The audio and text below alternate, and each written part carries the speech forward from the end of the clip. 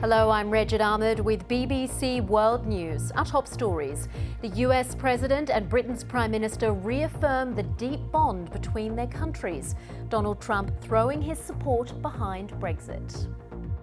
A free and independent Britain is a blessing to the world, and our relationship has never been stronger.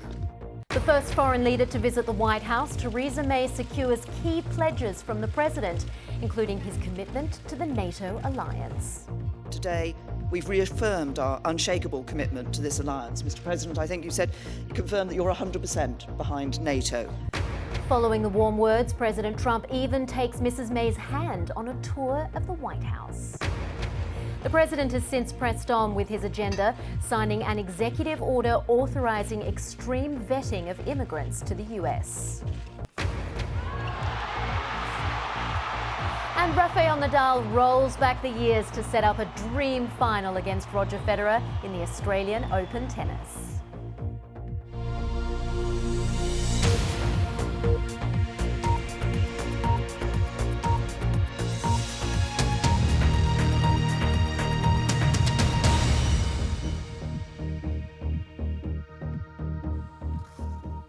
Hello and welcome. At the end of his first week as US President, Donald Trump has held his first meeting with a foreign leader, hosting the British Prime Minister Theresa May at the White House. The two talked for around an hour before emerging to make statements and take questions from journalists, covering terrorism, trade, NATO, Russia and Mexico. From Washington, Rajini Vajanathan starts our coverage. Well, Theresa May wasn't the only foreign leader President Trump was busy talking with today. He had an hour-long phone conversation with his Mexican counterpart as part of a bid to resolve who will pay for the much-talked-about wall along the Mexican border. And in indication of the new administration's views on the contentious issue of abortion, the Vice President indicated that Mr. Trump will ensure his choice for the Supreme Court is anti-abortion. The BBC's North America editor John Sopel reports. Well, in the last couple of hours, President Trump has signed a new executive action for vetting measures to keep extremists out of the United States.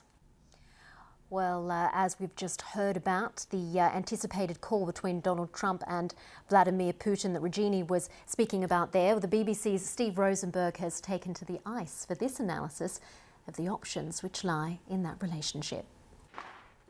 Well, stay with us on BBC World News. Still to come, we'll go to a Pennsylvania city which has a tradition of welcoming refugees to see what the impact of Donald Trump's latest executive order will be.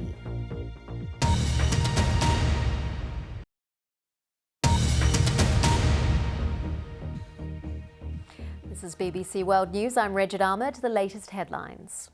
US President Donald Trump and Britain's Prime Minister have pledged allegiance to the two countries' special relationship as Theresa May became the first world leader to visit the White House. The President has signed an executive order authorising extreme vetting of immigrants to the US. Well, this week has seen Donald Trump working his way through many of his campaign promises.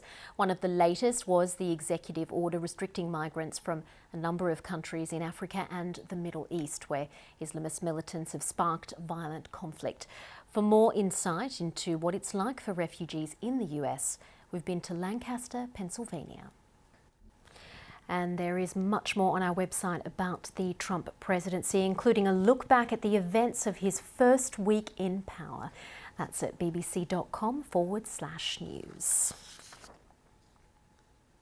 Let's go to other news now. Turkey has threatened to cancel a deal with the European Union on taking back migrants who cross over to Greece. It follows a decision by the Greek Supreme Court not to extradite a group of 8 Turkish soldiers who fled to Greece after a failed coup in July. Ankara has called the ruling a political decision. The Colombian government and FARC rebels have announced a plan to eradicate vast tracts of coca leaf, the raw material for cocaine. The program aims to offer farmers monthly payments if they voluntarily destroy their crops and give loans to plant alternatives such as fruit trees. And more international help has been arriving to help Chile fight the worst wildfire in its modern history. Russia has sent a supertanker aircraft capable of carrying tons of water.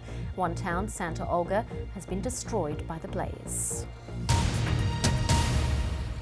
Well, Rafael Nadal has set up a much-anticipated Australian Open tennis final against old rival Roger Federer with an epic 5-set semi-final win over Bulgarian Grigor Dimitrov. The Spaniard came to Melbourne after many months out of competition. Drew Savage reports. Good luck to both of them. Well, hundreds of millions of people across Asia are celebrating the start of the Lunar New Year. The Year of the Rooster officially began in China several hours ago, with celebrations running into the night.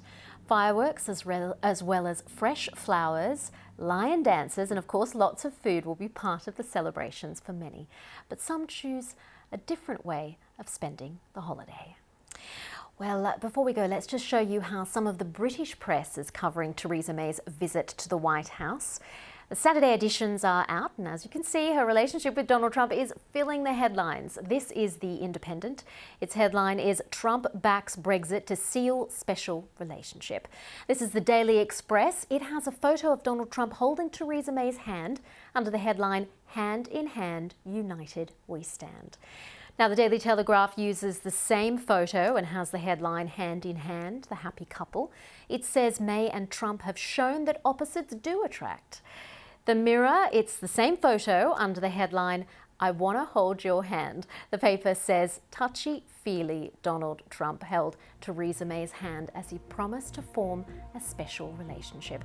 And the Times carries the headline, "Trump blesses Britain," with the president pointing to the bust of Winston Churchill in the Oval Office. The bust had been moved to another room during the Obama era. Well, don't forget, there is much more on our website about the Trump presidency, week 1. It's only been 1 week. That's bbc.com/news. I'm on Twitter at BBC Regid Ahmed. See you soon.